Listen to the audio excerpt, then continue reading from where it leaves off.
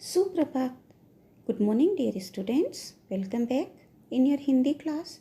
I hope you all are fit and fine. Children, आज हम जब मैं पढ़ता था पाठ पढ़ेंगे। देती हमें आज़ादी बिना खड़ग बिना ढाल, साबरमती के संत तूने कर दिया कमाल। बच्चों, बताओ तो यहाँ किसके बारे में बात की जा रही है? हाँ, गांधी जी। गांधी जी को ही साबरमती का संत कहा जाता है। तो इस पाठ में हम गांधी जी के बारे में जानकारी प्राप्त करेंगे। बच्चों, इस पाठ में गांधी जी की आत्मकथा के कुछ अंश हैं। आत्मकथा यानी अपने बारे में कहना, अपने बारे में बताना। मेरे पिता का नाम करमचंद गांधी था। वे राजकोट के दीवान थे। दीवान एक पदवी होती है। वे सत्यप्रिय यानी सच बोलने वाले साहसी और उदार व्यक्ति थे। वे बहुत न्यायप्रिय थे, मतलब उन्हें न्याय बहुत पसंद था। मेरी माता का नाम पुतलीबाई था। उनका स्वभाव बहुत अच्छा था। पूजा पाठ किए बिना वे भोजन नहीं करती थी। मेरा जन्म 2 अक्टूबर 1869 को पोरबंदर गुजरात में हुआ। पोरबंदर गुजरात राज्य में है। वहाँ से पिताजी जब राजकोट गए तब मेरी उम्र 7 वर्ष रही होगी। एक एक कक्षा पार करके मैं हाई स्कूल में आ गया। मैं हाई स्कूल में मंदबुद्धि विद्यार्थी नहीं माना जाता था। मुझे अपनी होशियारी का कोई गर्व नहीं था। इनाम या छात्रवृत्ति पाने पर मुझे आश्चर्य होता था। अपने आचरण की मुझे चिंता रहती थी। आचरण यानी व्यवहार की। मेरे हाथों कोई ऐसा काम हो जिसके लिए शिक्षक मुझे दंड दें, यह मेरे लिए असहनीय था। यानी उन्हें यह सहन नहीं होता था, तो वे ऐसा कोई काम नहीं करते थे जिससे कि शिक्षक उनको दंड दें, पनिशमेंट दें। मुझे याद है कि एक बार मुझे मार खानी पड़ी थी। मुझे मार का दुख न था, पर मैं दंड का पात्र समझा गया, इस बात का बहुत दुख था। यह बात पहली या दूसरी कक्षा की है। दूसरी बात 7वीं कक्षा की है। हमारे मुख्याध्यापक ने ऊपर की कक्षा के छात्रों के लिए व्यायाम और क्रिकेट को अनिवार्य कर दिया था। मेरा मन इनमें न लगता था। खेलना अनिवार्य यानी कि ज़रूरी। खेलना अनिवार्य होने के पहले मैं कभी व्यायाम करने या क्रिकेट खेलने गया ही नहीं था। अब मैं यह देखता हूँ कि व्यायाम के प्रति मेरी यह अरुचि एक गलती थी। गांधी जी ये मानते हैं कि उनकी व्यायाम के प्रति अरुचि जो थी, जो इंटरेस्ट नहीं था, वो उनकी एक गलती थी। पढ़ने के साथ साथ व्यायाम करना भी बहुत ज़रूरी है। तो बच्चों, पढ़ाई के साथ साथ व्यायाम करना भी बहुत आवश्यक है। एक शनिवार को शाम 4 बजे व्यायाम के लिए जाना था। मेरे पास घड़ी न थी। आकाश में बादल थे, इससे समय का पता न चल सका। जब पहुंचा तो सब जा चुके थे। दूसरे दिन मुझसे न आने का कारण पूछा गया। मैंने जो बात थी बता दी। उन्होंने उसे नहीं माना। मुझे दंड भुगतना पड़ा। मुझे बेहद दुख हुआ। मैं झूठा नहीं हूँ, यह कैसे सिद्ध करूँ? कोई उपाय न था। मैं मन मारकर रह गया। बाद में समझा कि सच बोलने वाले को कभी भी असावधान नहीं रहना चाहिए। कसरत में न जाने मुझे नुकसान नहीं हुआ। यानी कसरत में न जाने से उनको कोई नुकसान तो नहीं हुआ था, क्योंकि मैंने कसरत से तो मुक्ति प्राप्त कर ली थी।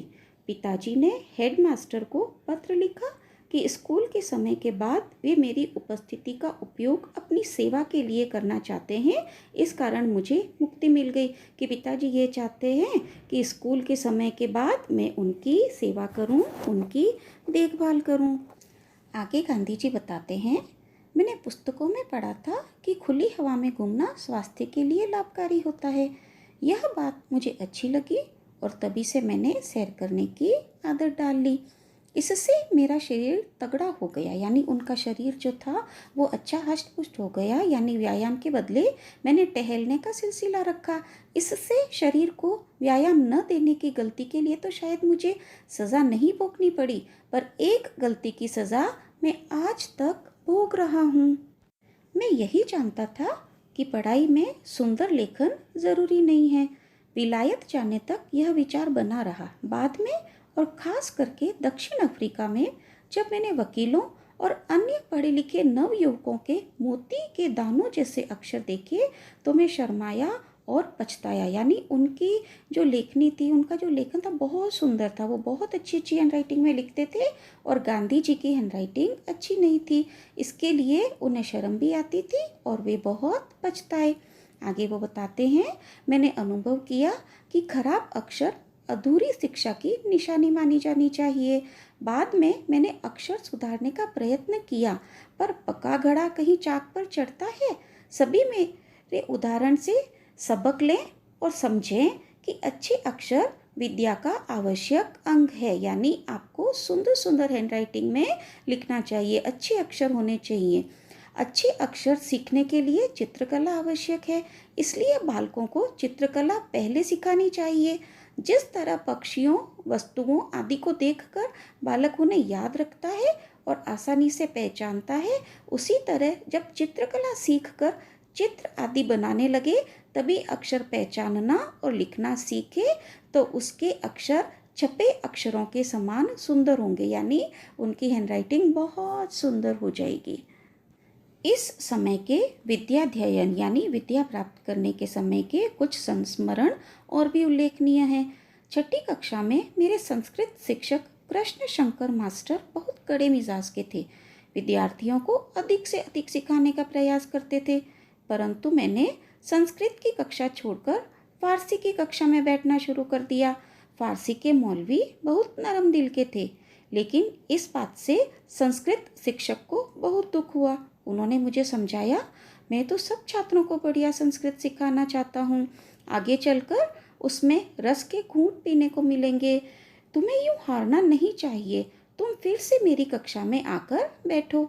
मैं आज कृष्ण शंकर मास्टर का उपकार मानता हूँ, क्योंकि जितनी संस्कृत में उस समय सीखा उतनी भी न सीखा होता तो आज संस्कृत शास्त्रों का रस न ले पाता।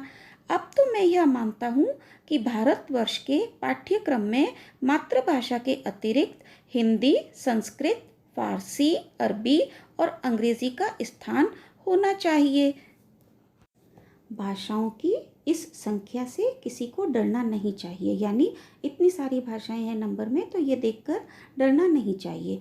भाषा पद्धति पूर्वक सिखाई जाए और सब विषयों को अंग्रेजी के माध्यम से सीखने सोचने का बोझ हम पर न हो, तो ये भाषाएं सीखने में बहुत ही आनंद आएगा, यानी बहुत मज़ा आएगा। जो व्यक्ति एक भाषा को शास्त्रीय पद्धति से सीख लेता है, उसके लिए दूसरी भाषा का ज्ञान सुलभ हो जाता है, यानी दूसरी भाषा सीखना उसके लिए सरल हो जाता है। तो चिल्ड्रन, ये थे श्री मोहनदास करमचंद गांधी जी की आत्मकथा के कुछ अंश। तो चिल्ड्रन, हमने इस पाठ के द्वारा यह सीखा कि हमें हमेशा विनम्रता से रहना चाहिए, कभी भी घमंड नहीं करना चाहिए और अच्छे स्वास्थ्य के लिए घूमना और व्यायाम करना चाहिए। साथ ही हमारी लिखावट भी अच्छी होनी चाहिए। आई होप आपको यह पाठ अच्छे से समझ में आया होगा और आप इन गुणों को अपने जीवन में उतारने की पूरी कोशिश करेंगे। राइट? Thank you.